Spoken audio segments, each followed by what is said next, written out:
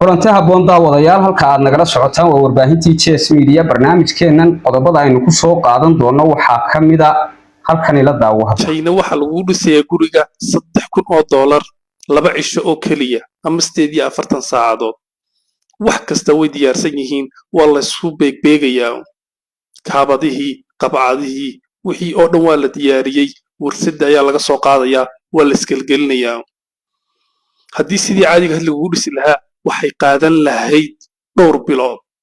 maxaa Soomaaliya lagu diyaarin waayay sidan oo kale si guriga lagu dhiso 5 daqiiqo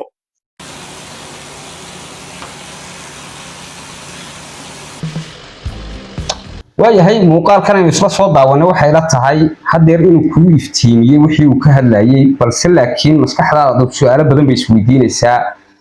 barnaamijka waxaynu ku furanaynaa marka hore horta waxa weeye muuqaalkan waxa weeye shirkadihii dhismaha ayaa xayeysiinaya oo waxa la gaaray sanadkan imika aynu gelayno heer gurigii 5 sano iyo 3 sano soconayay ee dabaqyada ahaa 7 casho gudahood lagu soo koobo waayahay waana horumar la gaaray sida imika kulli dad badan u arkaan balse laakiin dhibaatooyinka wixii ka imanaya iyo dhinaca cagsiga markaynu iska taagno Soomaalidu waxay ku nooshahay iyadoo kala duwan haddana oo isdhaantaanta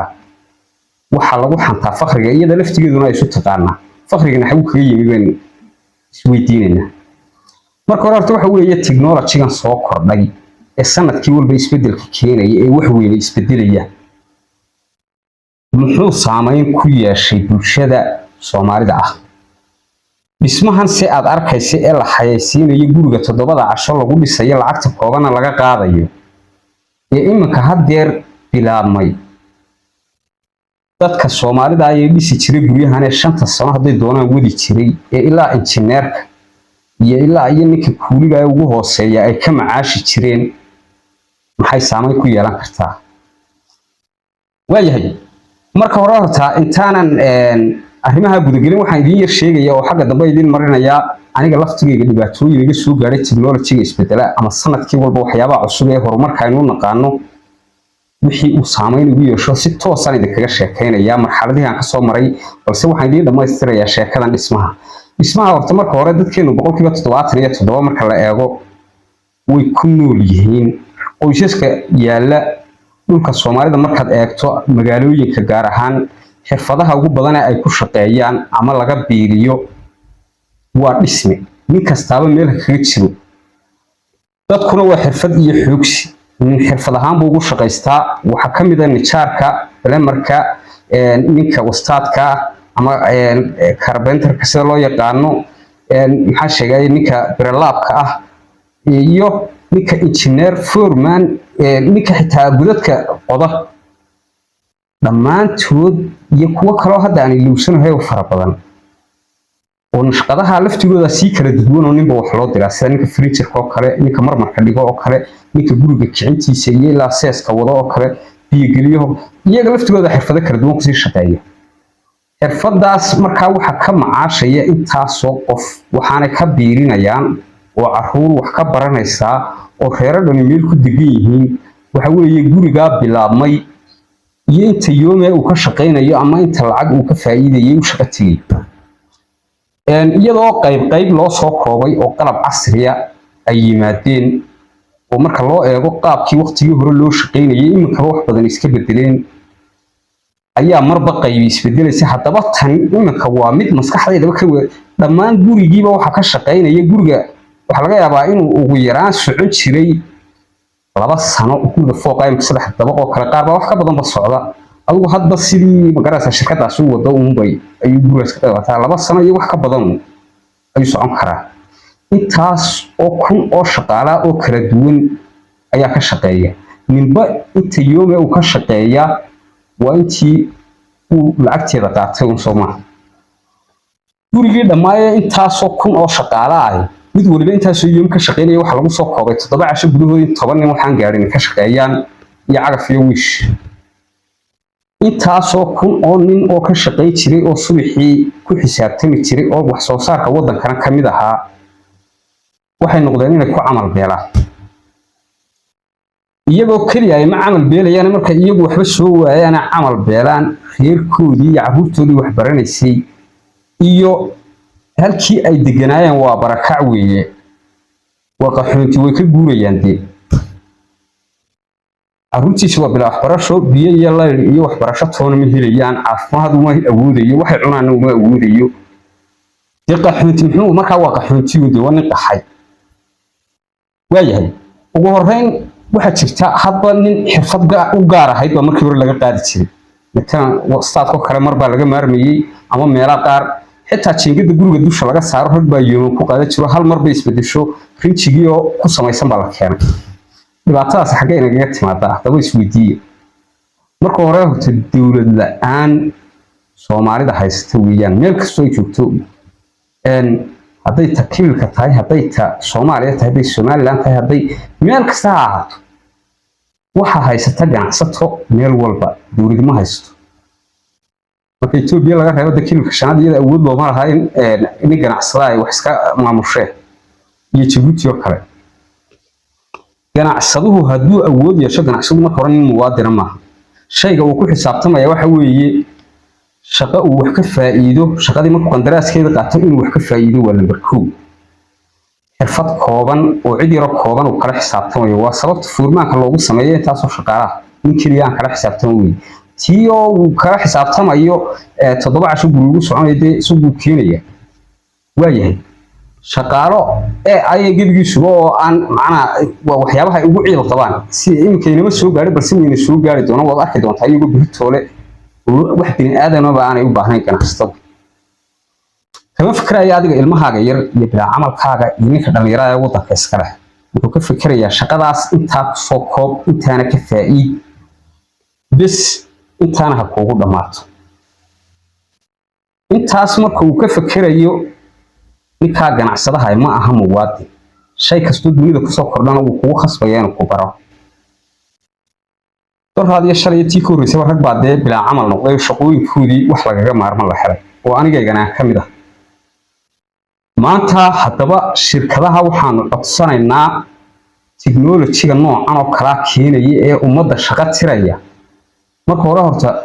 dowladaha ka taliya dhulka Soomaalida ee afka Soomaaliga lagaga hadlo gacan waa in lagu dhigaa gaar ahaan Somaliland baa ku noolahay Somaliland xukuumaddu waa in ay gacan bira ku qabataa sababtu tahay maalin walba waxa laga caabanayaa nin qof baa tahriiba dhalinyaro qof baa waashay qof baa istildelay qof baa bilaa camal qof baa wax iska yiri war xitaa hadii camal la helo qof wax iska yiraahaa ma jirin mudaharaadkan la haleelin baa kula hadii wax kasta la sameeyo dadkii halkii camal loo sameyn lahaa ayaa faqrinimo iyaga dhexdoodii lagu beerayaa oo la doonayaa qof waliba inuu gacmaha laabto nin kasta oo xirfadaha noocan ku shaqaysan jiray hadii uu arko laga hortago hala mudaharaado urur hala sameeyo xuquuqda u dooda dhalinyarada iyo dadka xoogsatada xirfadleyda hala sameeyo seminar hala qabto hadii wax lagaga maarmayo la helayo iyaguna waxay ku maarmaan waa in loo sameeyo taas waxa kaga imanaya halkaas waxay u taala xukuumadda iyo wasaaradda ganacsiga taariimaha gudaha intaba u taala waayahay waxaan u gudbayaa aniga caqabadaha iga soo maray ugu horeyn waqti baa jirtay technology-ga hadda kuwa iska caadi ah oo la isticmaalo aan la aqoon waxa taqaanay iyadoo aan qasaaraduhu jirin oo doobila jiro meherada dhan bay haayeen oo lagu xisaabtamo iyadoo maanta lagaga maarmay oo aragteen electric lagaga maarmay oo la kaaweedeysanayo la qasaaradii lagu hudeeyo oo ay qalajinayso iyadu warayso waa run way hawl yartahay laakiin feerada bay camal u ahayd ay kaga maarmeen iyagoo deebu gudbeen way aniga haddaba tay iga soo martay ay ku horeysiinaya ugu horeyn waxaan ahaa waqti hadda ka hora nimanka hudheelada VIP-da googooyaha sida loo yaqaano googooyuhu wuxuu googooyaa wax kasta oo la googooyay qol gaar ah iska leeyahay hurdada laga soo kiciyaa waa inaan xirfad marka qaali ah ku shaqaysto waxa marka aad googooyo tahay ugu badnaan hilibka geela digaaga kalluunka wax kasta beerka nooc walba qudaarta kala duwan intaaba wad googooyaysa wax kalena kama shaqaynaysid lacag wanaagsan oo lacag heer saraana waad leedahay markii halkaa maraysay hal mar baa waxa soo digay makiinad lagaga maarmayo intaaba oo hal mar shiidaysa وسيد دوار كيت اللي يقول رودنا على السعرية كبعد واحد نقطتي أنا يوم كي إنه هالكي هرتكب حب يحرف الضيدي عن مدل قفالي وياه haddii ba aad sii joogtana waxaad ka ahaanaysaa qofka mishiinka yarinta wax ku shiido kabacdi waxaan basasha ahay deemka laga googooyay saa u taqaanay baradho iyo maxaa sheegay hilib iyo wax kale oo la googooyay ma jiraan dabeetana waa laga maarmay shaqada waa waayay ninkaygii gurigooda loogu yeeyo jiray hurdada laga soo kicin jiray waa ka soo waaday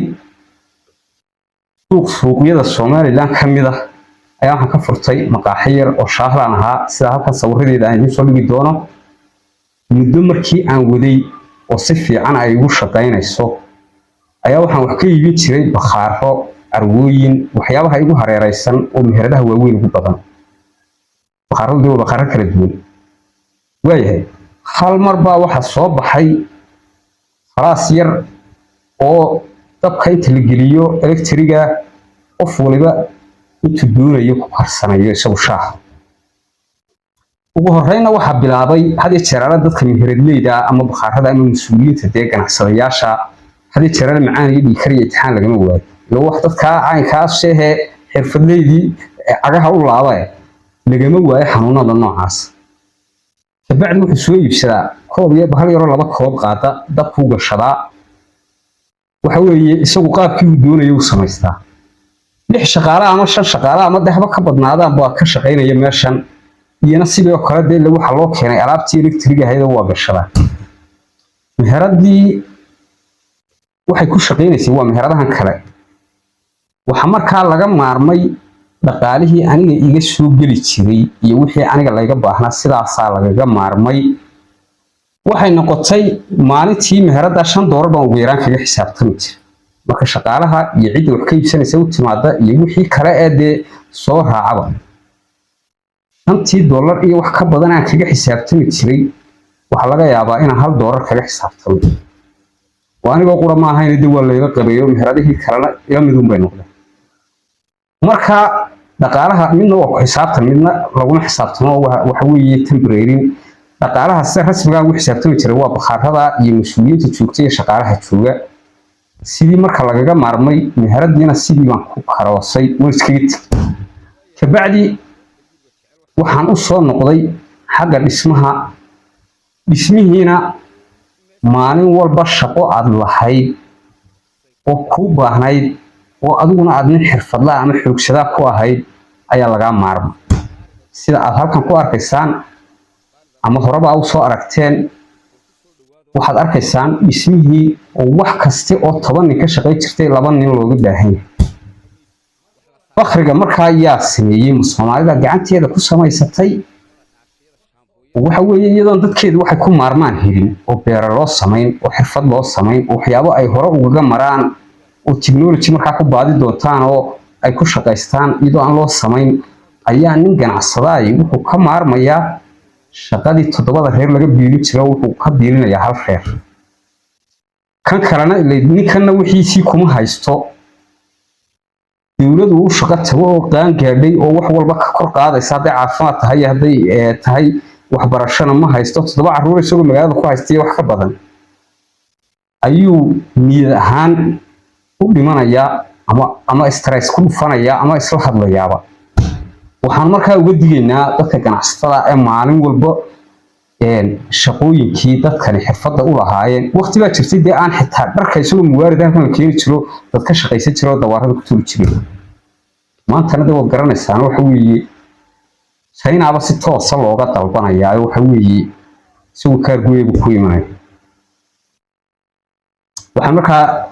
digni ka bixinayaa arrimaha noocana haddii imkaan ninka ganacsadaha meeshiisa yara shiidnana dabaabaad baa lagu ilaalinayaa cid naga qabatana ma haysan shaqooyinkayagii iyo masiirkayagii waa lagu soo duulay gobonimada waa ninka shaqaysta shaqadaadii haddii lagaa hortaagan yahay oo lagugu khasbayo wax ina yaroo khayrkaaga kale soo saaray gobonimo halkaas ku kala dhaqaaqay way salaamaya dhammaantiin waxaan leenahay rag iyo dumarka laftigooda wixii looga shaqeynayay raggoodu ka shaqeynayeen ee ka biirinayaan waa waxan aynu wada difaacano waan salaamaya dhammaantiin halka hadda soo gaadhina salliga nabiga soo qoray sallallahu alayhi wasallam